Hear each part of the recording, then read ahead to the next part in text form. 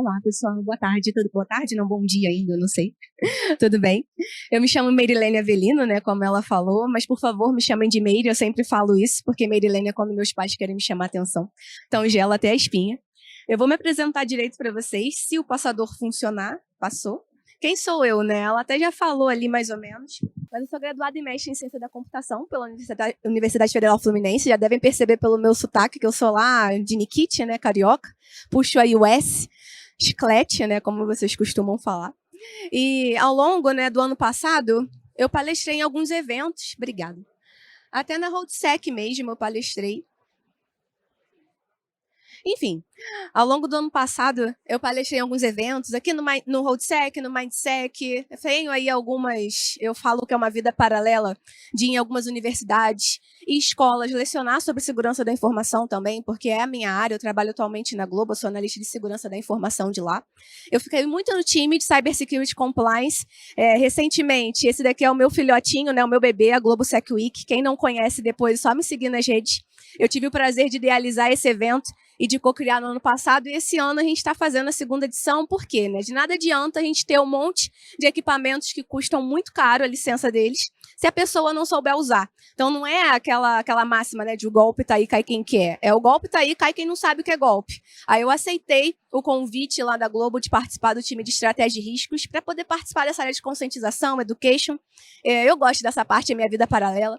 Então vamos seguir aí. A gente vai falar um pouco sobre dinheiro, né? Até antes aí da animação, a gente vai falar sobre essa máxima que todo mundo hoje em dia quer ficar rico, né? É aquela famosa frase, quem quer dinheiro? Não posso falar quem é que fala essa frase porque é do programa da concorrência, mas enfim. A gente conhece muito essa frase e ultimamente as pessoas, não vou nem entrar aqui no quesito sociológico e filosófico sobre o conceito de dinheiro, né? Que é uma coisa que as pessoas inventaram. E, enfim, não vou entrar nessa máxima aqui. Mas eu vou falar um pouco da origem dele e por que tem tanta importância. No passado, a gente tinha lá o famoso burrinho, e aqui, de novo, não está querendo funcionar, mas estou tentando. Tinha o famoso burrinho, a vaquinha, trocando o famoso escambo, né? Quando a gente queria trocar algo de valor. Então, tinha lá a pessoa com a vaquinha, trocar por um punhado de café, um punhado de grãos, enfim. Essa que era a forma de você conseguir trocar e pagar por valores no ano passado, nos séculos passados. Mas isso era ruim, porque a gente não tinha como mensurar, né? Vou cortar a vaquinha no meio? Não tem como. E aí, com o passar do tempo, a gente foi evoluindo e colocando coisas de valor agregado, como sal, trocando por metais preciosos e assim por diante.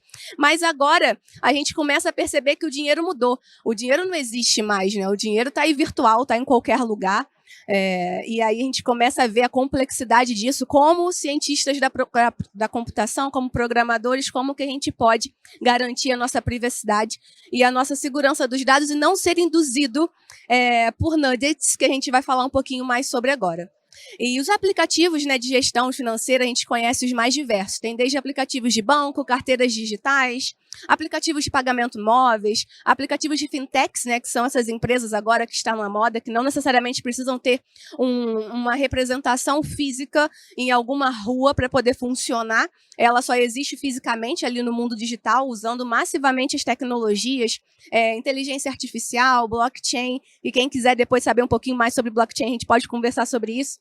Mas essas fintechs, quando usam esses aplicativos, a gente não para pensar, ou se para pensar, não consegue entender muito bem que todos esses aplicativos que existem garantem praticamente dinheiro fácil, né? Só você apertar um botãozinho que, em teoria, você já está rico. Mas se a gente for parar para pensar, é tudo código que foi feito por algum programador que está lá codando, a gente não sabe qual é a heurística que ele usou naquela inteligência artificial que está ali, a gente não sabe quais foram os métodos que ele usou para poder codar aquilo. E será que a gente realmente está sendo ali, vou aqui usar esse aplicativo como uma facilidade para poder eu investir o meu dinheiro e ter retorno sobre aquilo? Mas será que realmente a gente vai ter retorno? Ou a gente está sendo induzido a escolher determinado ativo financeiro que não garante o retorno para a gente? A gente tem que ter isso em mente. Aqui, eu vou entrar um pouquinho mais nesse termo, né, o nudget, que às vezes eu falo errado, nudge, eu não sei falar direito, mas enfim. Eles existem nas mais variadas formas, não apenas para a finança comportamental, que é o que a gente está focando aqui. Ele ficou muito conhecido a partir desse livro aqui, do Richard Taylor, acho que eu falei certo, Educare-se, Sustain, É legal, recomendo esse livro, porque eles mostram exatamente como que existem nudges na nossa vida. Aqui a gente tem um pouco dos exemplos que eu trouxe, né? Algumas aplicabilidades do nudge. Quando a gente vai em uma loja, a forma como as roupas estão dispostas para poder induzir você a escolher determinada roupa que foi lançada agora, tem ali uma técnica de nudge aplicada. Assim como, quando a gente vai em supermercado, tem lá toda uma estrutura para poder te induzir a alimentação saudável, por mais que às vezes não funcione para mim, quando eu vou ao supermercado eu sempre compro guloseimas, mas enfim. Eles dispõem os alimentos de uma forma mais chamativa, que vai tentar te induzir a escolher aquilo. Então a gente já começa a ver que existe aí muitos estudos com levantamento de várias pessoas para poder fazer ali um mapeamento de como que o comportamento humano vai ser induzido, ficou muito redundante essa palavra, mas é isso, como que o comportamento humano vai ser induzido até que ele escolha determinada coisa. E desde até as partes lá de finanças, como a gente já sabe, que eu estou aqui falando, e a gente vai aprofundar mais um pouquinho agora. A aplicabilidade do nudge pode ser das mais diversas, como a gente já viu. Mas quando a gente para poder pensar, aqui é só um slide para representar o algoritmo, né, que é um conjunto de instruções, o passo a passo, são os métodos aí que você vai colocar para o computador, que ele é burro, ele só vai fazer o que a gente mandar ele fazer. Então, esse algoritmo, que está aqui representando por essas caixinhas, só está aqui para poder exemplificar aqui. Os nudges, além da gente conseguir programar eles para fazer o que a gente está querendo que ele faça, óbvio, é um algoritmo, um programa, ele também está coletando os dados, e é aí que a gente tem que ter muito mais cuidado quando a gente usa os cookies de navegadores webs, por exemplo, onde eles armazenam ali os nossos dados que a gente não está configurando adequadamente, eles estão coletando e armazenando tudo. Ou quando a gente baixa um aplicativo de um celular, outro dia eu baixei uma calculadora, e a calculadora queria saber o acesso da minha localização. Eu falei, nossa, a calculadora é boladona, né? Ela vai querer saber onde eu moro para poder me dar ali o resultado de 2 vezes 2. A gente tem que ter cuidado com a forma como a gente permite que esses aplicativos mapeiem os nossos dados, porque isso pode ser, sim, servido de insumos para passar ali por um data science, um data analytics daquilo, e conseguir obter aí métricas que vão beneficiar esses algoritmos de inteligência aí que a gente conhece como nudges, que são esses empurrões para poder te induzir a escolher alguma coisa. E aqui é só um experimento que está representado naquele livro. Como que eles fizeram, né? Eles pegaram uma população de pessoas e colocaram ali algumas escolhas para elas fazerem. Então, aqui, a opção A pessoa podia ter 33% de chance de ganhar R$ 2.500, 66% de ganhar R$ 2.400 e 1% de chance de ganhar R$ 0. Contra uma opção B, onde a pessoa tinha 100% de chance de ganhar R$ 2.400. Vocês podem ver ali que 26% aproximadamente, né, das pessoas, daquela população que foi colocada nesse teste, nesse experimento, escolheu a opção A e 73% aproximadamente escolheu a opção B. Vocês percebem que as pessoas negligenciaram o fato de 99%, se a gente somar ali, de chances de ganhar no mínimo R$ 2.400, por conta desse 1% de chance de ganhar R$ 0. Isso também está representado nesse segundo experimento, onde eles colocaram outras alternativas. 33% de chance de ganhar 2.500 contra, e junto, né, 67% de ganhar R$ 0, contra a opção B, onde a pessoa tinha 34% de ganhar 2.400 e 66% de ganhar 0. A gente, mais uma vez, percebe que as pessoas, elas escolheram a opção B, porque elas viram que tinha uma porcentagem, mesmo que de 1% menor, de perder o dinheiro, né? Ou seja, de não ganhar nada. Isso é conhecido como efeito certeza. As pessoas têm uma tendência a querer optar pelas opções que deem a certeza de ganho certo, mesmo que a diferença entre elas sejam muito curtas, né? Como a gente viu, 1% ali de diferença. E também tem um outro fator aqui que é muito levado nessas construções de algoritmos, que está representado nesse experimento 3, onde eles pegaram esse mesmo grupo de pessoas e colocaram essas opções. Tinha 80% de chance de perder. Dessa vez a gente inverteu, ganhar por perder, 4.000. 20% de chance de perder R$ 0 contra 100% de chance de perder 3.000. E aqui também a gente começa a ver que houve uma inversão, quando a gente mudou esse conceito de ganha e perda, perda e ganha, né, que é o mais comum da gente falar, e aonde a pessoa escolheu aqui a opção A. Isso se chama efeito reflexão, onde a pessoa pensa e ela analisa o que ela quer. Será que ela vai correr o risco de perder dinheiro? Ou será que ela vai assumir o risco de ganhar pouco? Enfim, isso daqui é só para exemplificar que todo mundo que faz esses algoritmos de inteligência que vão aí ser colocados em aplicações de finanças comportamentais, aplicativos de investimento, elas já sabem da maioria desses estudos. E aqui também para exemplificar, quando a gente entra nesses aplicativos de banco, geralmente eles mandam a gente fazer lá um testezinho bem simples para poder mapear o nosso perfil. E ganha geralmente essas classificações aqui, entre conservador, moderado e arrojado. Aí eu faço uma pergunta para vocês. Se a gente escolher essa opção de moderado, né, a gente for classificado como moderado e a gente for querer investir em fundos multimercados, a gente consegue garantir que toda aquela carteira de investimentos que está lá vão gerar ganhos efetivos para a gente? Ou eles colocam misturados, né, nessa carteira aí enorme, vários ativos onde alguns vão beneficiar apenas o banco, a instituição financeira? A gente tem que parar para pensar nisso, porque quando você analisa ativo por ativo, tem um que beneficia e tem vários outros que a gente não vai ter muito retorno ou até que a gente vai perder dinheiro no final do prazo que eles colocam lá. A gente fica meio que refém dessas pessoas responsáveis, né, por esses investimentos, a só ficar ali até 10 anos e eu vou conseguir ter um retorno de R$10. A gente tem que analisar muito bem. E isso tudo, se isso passar, vamos ver se vai passar. Ai, gente, pronto. E isso tudo está associado com o quê? Todos esses estudos a gente acaba verificando nos aplicativos que eles precisam, de acordo lá com algumas boas práticas, que isso ainda não é documentado juridicamente. Inclusive, eu fiz um curso na OAB onde eles falam isso. Não existe ainda nenhuma jurisprudência que permita a afirmação de que determinado aplicativo que vai lidar com finanças precisa seguir determinados critérios. Isso não existe. Mas todos os aplicativos deveriam seguir essas boas práticas, aonde precisa possuir um design intuitivo, a personalização e perfil do usuário, exibição clara de informações financeiras e justificativas claras para cada opção que você está ali para poder escolher. Mas isso não é bem adotado. A gente começa a perceber, aqui é um print de uma tela de um desses aplicativos que eu vou omitir o nome, eu até omiti ali algumas informações, mas só aparecem exatamente o nome do ativo e se você vai ter perda ou ganho. E baseado nisso, que você, pelo menos eu sou assim, mas a maioria das pessoas é baseado apenas nessa única informação que vai escolher entre investir o seu dinheiro naquele ativo ou no ativo X, no ativo Y.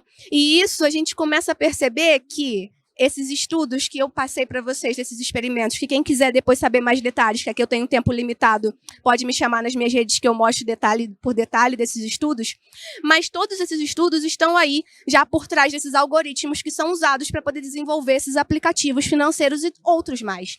E a gente começa a perceber que eles já sabem que uma determinada pessoa, um determinado investidor, tem ali a tendência a escolher determinado ativo baseado em algumas informações, muito por conta daquele efeito certeza, daquele efeito de reflexão que a gente viu. Não existem só esses. Aqui, como eu disse, eu estou simplificando muito. Mas todos esses estudos já existem. E aí vem a pergunta, será que a gente está sendo enganado? Entre aspas, eu falo essas aspas porque ainda não estou afirmando. Esses algoritmos de nuggets, eles tendem a criar estratégias e formas para nos induzir a escolher determinada coisa, e aí a gente começa a fazer uma comparação com a engenharia social, que é exatamente isso. Aquela arte, né? Vou agora ficar com minha voz horrível, mas quantas pessoas já passaram por essa história ou conhece alguém que passou com aquela famosa ligação do socorro, mamãe! Alguma coisa assim, de uma pessoa te ligando, que está preso, alguma situação desse tipo, te induzindo a fornecer alguma informação que você está sendo manipulado, que é exatamente o que esses nuggets, entre aspas, que eu não estou afirmando, está fazendo. Essa, né, engenharia social ficou muito conhecida aí pelo Kevin Mitnick, né, que é um hacker aí famoso, todo mundo conhece ele, é onde ele fala que o fator humano é o elo mais fraco da segurança. E a gente tem que tornar isso falso, essa afirmativa falsa. Porque é aquilo que eu falei lá no início, quando eu estava me apresentando, né? Não adianta você ficar gastando investimentos mirabolantes em várias ferramentas, como eu cuidava de gestão de credenciais privilegiadas lá na Globo, gestão de vulnerabilidades, são ferramentas assim, que a licença é cara para um volume de usuários considerável, né, como a Globo tem, mas sendo que eles não sabem utilizar ela adequadamente. Então, de que adianta você ter uma ferramenta mirabolante se uma pessoa vai lá e configura uma senha de mim, ou configura uma senha muito forte e alguém liga no telefone e ela passa a senha para a pessoa, de nada adianta. Por isso que eu gosto dessa parte de conscientização e de ficar mostrando, né, que não é o golpe tá aí, cai quem quer, como eu disse, é o golpe que tá aí, cai quem não sabe o que é golpe. Então, quanto mais a gente conseguir disseminar conhecimento, melhor. E aqui, vamos ver se dá tempo para fazer uma dinâmica. Aconteceu um assassinato. Eu vou pedir para vocês prestarem muita atenção, que ele já tocou sozinho. Mas essa cena é só para... Depois eu vou perguntar para vocês. Quantas alterações tiveram na cena? Vocês estão ouvindo? Beleza. I want each of you to tell me your whereabouts at precisely the time that this dastardly deed took place. I was polishing the brass in the master bedroom. I was buttering his lordship's scones below stairs, sir. I was planting my petunias in the potting shed. Beleza. Aqui tem alguns colegas meus de trabalho, eles já viram esse vídeo, eu não vou pedir para poder eles falarem, nem contarem spoiler. Mas foi muito rápido. Vocês conseguiram perceber quantas mudanças tiveram na cena? Quem viu mais do que 2 alterações? Levanta a mão, por favor. Ah, legal, um colega lá viu mais do que 2. Quem viu mais do que 4 alterações? Gente, sério? Ninguém viu nada? Tão ruim, hein? Tô brincando. Mas é o seguinte, se eu falar que tiveram mais do que 20 alterações na cena, vocês vão falar que eu sou louca, com certeza. Vão, não vão? Enfim. Eu vou tocar aqui pra gente ver e depois a gente conversa mais sobre. Olha a resposta. Quem matou o velhinho, não posso mais falar velhinho por conta do compliance, né? Quem matou o senhor foi a senhora. Senão as pessoas aqui depois vão... Ah, não pode falar velhinho. Enfim, vou tocar a resposta aqui pra gente ver e depois a gente conversa um pouquinho mais. Vamos lá. Beleza. Agora vai passar a resposta. How did you know? Madam, as any horticulturist will tell you, one does not plant petunias until May is out. Take her away. It's just a matter of observation. The real question is how observant were you? Preste atenção agora nas alterações, hein, gente? Tiveram 21 mudanças na cena. Clearly, somebody in this room murdered Lord Smythe, who, at precisely 3:34 this afternoon, was brutally bludgeoned to death with a blunt instrument. Até o morto mudou ele ali engatinhando Tell me agora. your whereabouts at precisely the time that this dastardly deed took place. I was polishing the brass. Eu acho essa parte tão engraçada do senhor I was engatinhando. buttering his lordship's scones below stairs, sir. I was planting my petunias in the potting shed. Constable, arrest Lady Smythe. Enfim, aqui eu já vou passar, agora eu vou passar mesmo. Aí agora vamos ver se vai. Passou. Pode deixar nessa tela mesmo. Qual que é o exemplo, qual que é a mensagem que a gente tira daqui? O nosso cérebro não tá funcionando? Tá ruim. Tá funcionando? Alô, alô? Tá? Beleza. Acho que é ali, hein? Foi. Mas qual que é a mensagem que a gente tira desse vídeo? O nosso cérebro é muito fácil de ser enganado quando ele não está focado ou prestando atenção em determinado ponto. A gente viu ali que estava prestando atenção só na trilha e a gente não percebeu as alterações que tiveram na cena. Qual que é o recado disso? A gente percebe que esses aplicativos, como eu já mostrei alguns prints de tela, eles são muito escondidos, alguns botões, e tiram a nossa atenção do que a gente deveria ter atenção realmente, que é do nosso retorno, das informações ali de lucro, né, que a gente vai ter, ou de possíveis prejuízos, mas não. E isso daqui é só para exemplificar que hoje em dia existem vários golpes envolvendo esses investimentos, né, desde esquema de pirâmides, fraudes em Forex, Ponzi, ou esquemas de investimentos de alto rendimento, pump and dump, cold calls, enfim, moedas virtuais. O que são isso, né? Eu não vou explicar cada um, mas é só para exemplificar. Depois, quem quiser, tira aí uma foto e ver com maiores detalhes. Mas tem alguns que envolvem desde comprar ações de baixa liquidez, ficar fazendo várias vendas para ela elevar o valor, e depois que ela eleva o valor, a pessoa compra aquilo e não recebe quase nenhum retorno. É muito parecido com aquele filme O Lobo de Wall Street, que eu adoro aquele filme, recomendo. Tem no Netflix, fazendo propaganda aí agora, nem sei se pode, já fiz. Tem fraudes em Forex. aonde as pessoas lá, eu não sei explicar com todo detalhe, tem que ter minha colinha, eu não tô com a colinha aqui. Mas, enfim, todos esses envolvem esquemas aonde você compra ações e você percebe que você não vai ter ganho nenhum efetivo daquilo. E a gente, como eu digo a gente aqui, pessoas de tecnologia, pessoas que trabalham com privacidade, a gente percebe que isso é uma coisa muito holística, que envolve desde a fase de desenvolvimento, quando você está lá vendo a IA, quando você está vendo todo o design de UX que vai ter aquela aplicação, envolve a outra ponta, que são as finanças comportamentais, envolve esses algoritmos de nudges. A gente tem que parar para pensar que não é que a tecnologia está aí para facilitar, a gente sabe disso, ela facilita muitas coisas, mas tem sempre aí uma via, né, de uma faca de dois gumes, esqueci qual é o ditado, mas a gente tem que ter muito cuidado, porque às vezes a gente acha que aquilo está nos ajudando e quando vai ver aquilo está nos atrapalhando, porque não se cria regras para cada coisa. Por isso que é legal a gente depois parar para pensar, junto com a OAB e tudo, meios de conseguir regulamentar isso. Porque antes, os roubos, os assaltos aconteciam em qualquer lugar. E hoje em dia acontece debaixo dos nossos olhos, nas nossas mãos, na nossa frente, assim, na nossa vista, a gente tem que ter muito cuidado.